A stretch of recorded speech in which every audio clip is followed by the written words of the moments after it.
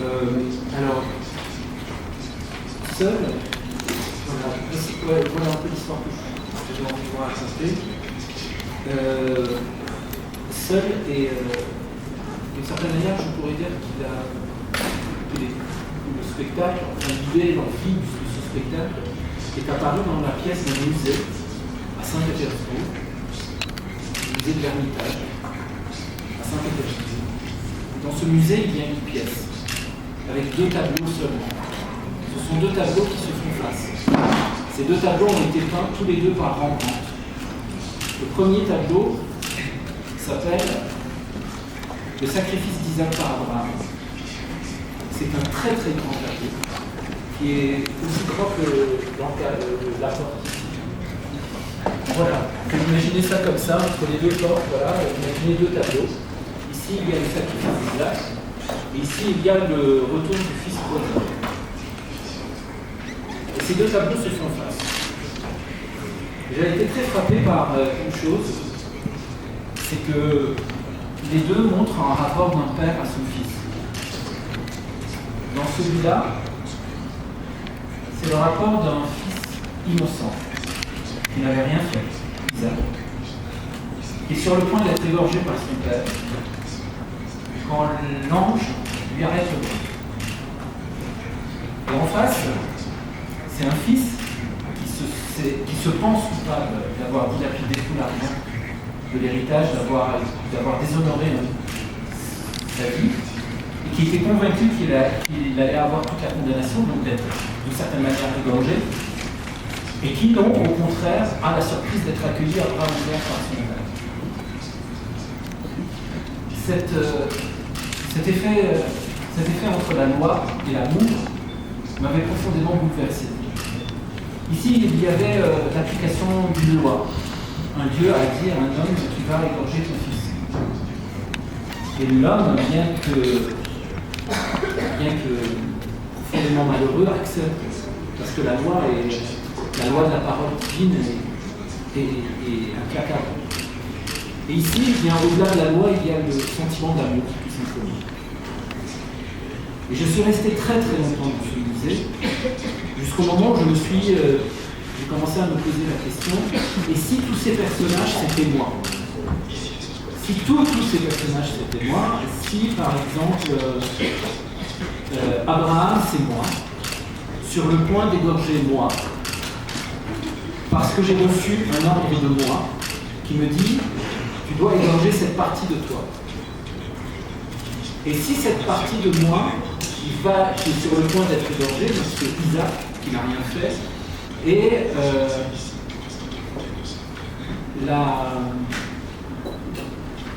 on va dire la question de l'enchantement, la question de la vie que l'on vit parce qu'on l'a choisie. Et que je suis sur le point d'égorger cette chose-là. Parce que la vie sociale m'oblige à le faire, parce que l'école m'oblige à le faire, parce que le contexte politique m'oblige à le faire.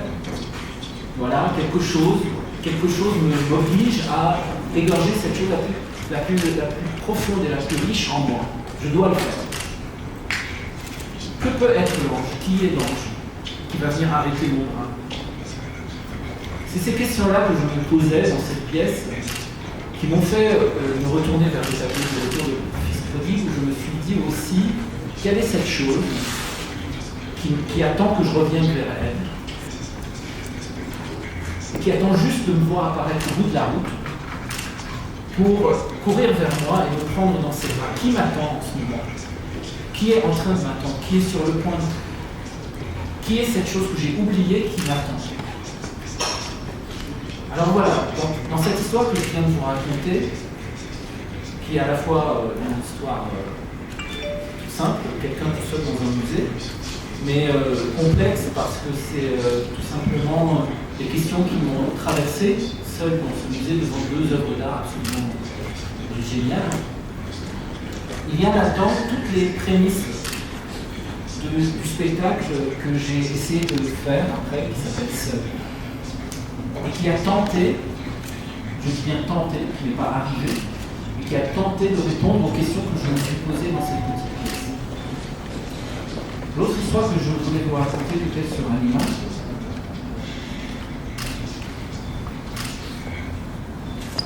c'est une histoire toute simple aussi.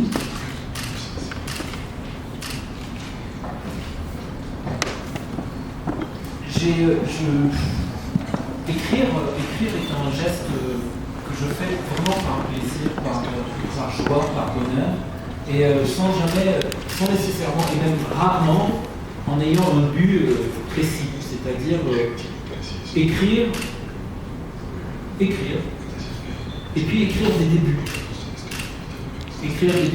Parfois, il suffit que vous trouviez dans une librairie un cahier très beau, que vous y voyez déjà, vous dites « Ah, je vais écrire un roman ».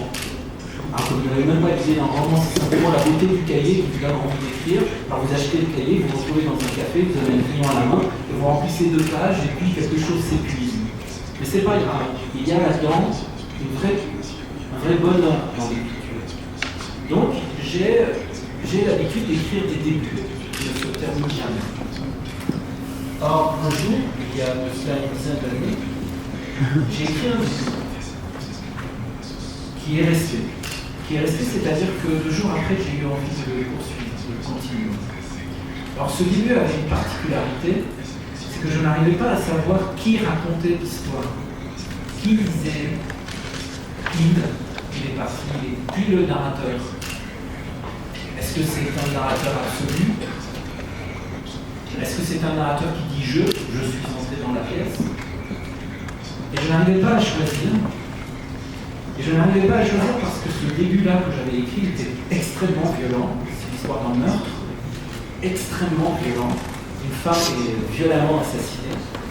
Et je n'arrivais pas à écrire un narrateur parce que je me disais que le narrateur ne pouvait pas être présent là, pendant le meurtre. Donc ça devait être quelqu'un d'autre. Et ce quelqu'un d'autre s'est avéré être un chat, un animal. J'ai commencé à écrire, parce que j'ai un chat, en imaginant que c'est le chat qui assiste à ce meurtre-là et qui le raconte. Et à partir de ce moment-là, j'ai commencé à tirer un fil qui va devenir le roman. Ce roman qui va être pris en charge par les animaux. Mais lorsque j'ai commencé à faire ça, je ne savais pas pourquoi, je ne savais pas quelles étaient les raisons profondes qui faisaient en sorte que ce roman était raconté du point de vue des animaux. Et l'écriture du roman a été pour moi le désir de savoir pourquoi ce roman ne pouvait être raconté que du point de vue des animaux. Alors voilà, si vous voulez, ces 2 choses-là que je vous raconte, un qui concerne le roman, un qui concerne la pièce de théâtre, peut-être pour d'emblée dire ce qui compte à mes yeux. Alors après, maintenant, si vous voulez, on peut passer aux questions et aux réponses. En tout cas, merci. Sí, yo quisiera hacer una pregunta. Ajá. Sí, quiero hacer, Nombre y medio. Me llamo Georgina Taura y vengo de parte de la revista Paso de Gallo. Ahorita más o menos nos enteramos de un proceso de escritura a partir de la experiencia en el Museo del Ermitage. Sin embargo, yo pregunto si se podría trazar una geografía metafórica en que se nos pudiera ejemplificar cuál es normalmente el origen, las rutas de acceso, el estado emocional, los sueños que te conducen a escribir.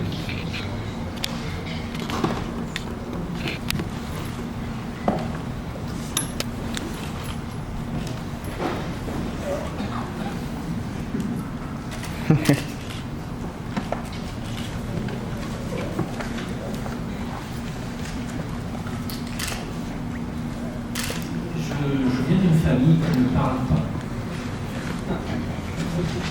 Je viens d'une famille qui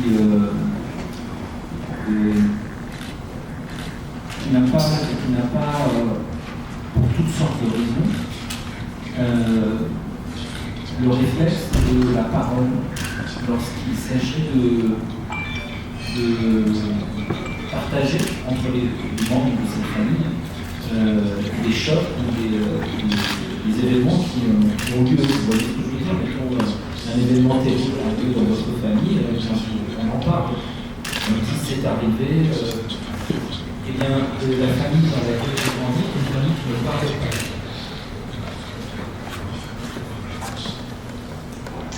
Et je crois, ça c'est une croyance tout à fait personnelle,